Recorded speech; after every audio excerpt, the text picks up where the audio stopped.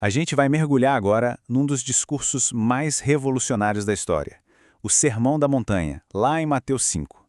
Sabe, não importa se a gente o encara como um texto sagrado ou como uma peça filosófica, o impacto dele na nossa ideia de moralidade é simplesmente inegável. A proposta aqui é desvendar as ideias centrais que, sério, continuam a nos desafiar até hoje, milênios depois. E o discurso já começa, assim, virando de cabeça para baixo tudo que a gente poderia esperar. Bem-aventurados os humildes de espírito. Peraí, para e pensa nisso um segundo. Não os poderosos, nem os ricos, mas os humildes. Essa é a primeira grande pista de que estamos prestes a entrar num sistema de valores totalmente diferente. Um sistema que bate de frente com a lógica do mundo. Então, para a gente entender essa lógica nova, nosso caminho vai ser bem direto. Primeiro, as bem-aventuranças, que são a base de tudo. Depois, a gente vê o que significa ser sal e luz. Aí a gente entende como isso tudo se conecta com a lei antiga, subindo o nível da moralidade.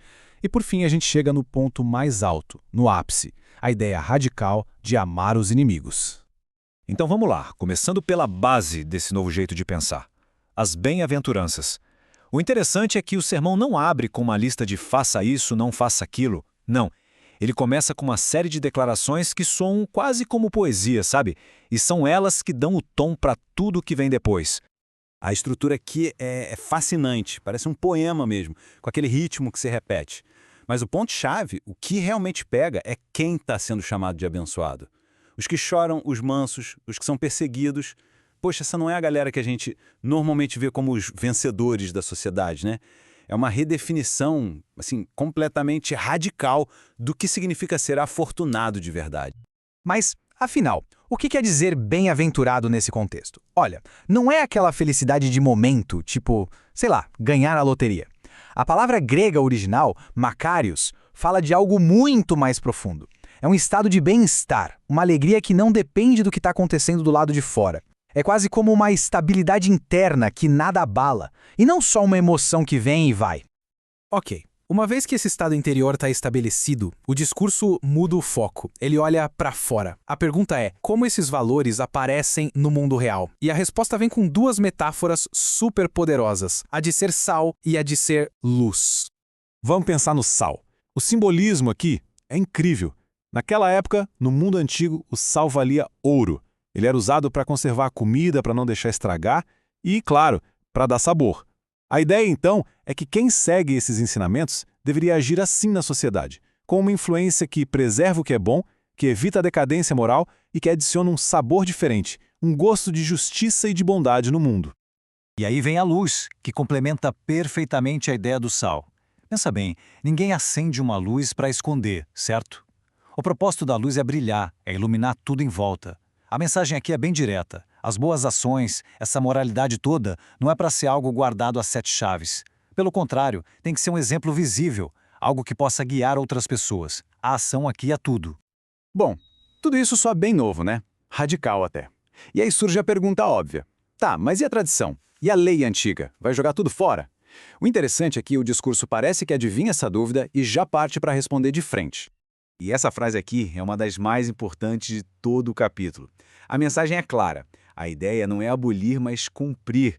Não é para jogar a lei fora, mas para levar o espírito dela até a última consequência. Gosto de pensar que é como, sei lá, sair de uma TV preto e branco para uma em 4K. A imagem sempre esteve ali, mas agora a gente vê todos os detalhes, a intenção original por trás de cada regra.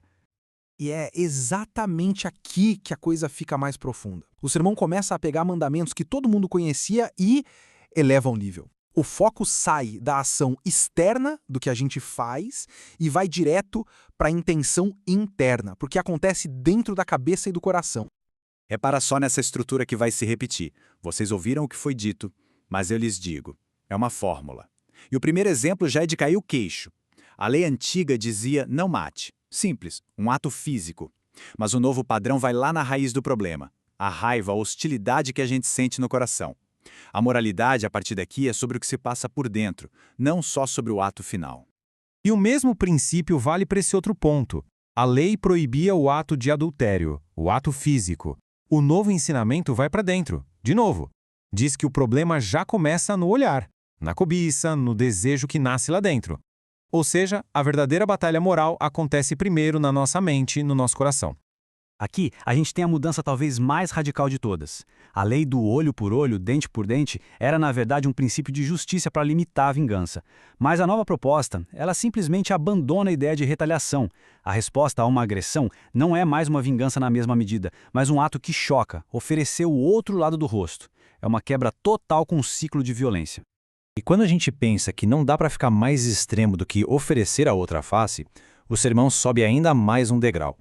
Estamos chegando no clímax, no conceito que talvez seja o mais difícil e o mais revolucionário de todo esse ensinamento. Olha só, o padrão, o normal, sempre foi amar quem nos ama e, bom, odiar quem nos odeia. É quase um instinto, né?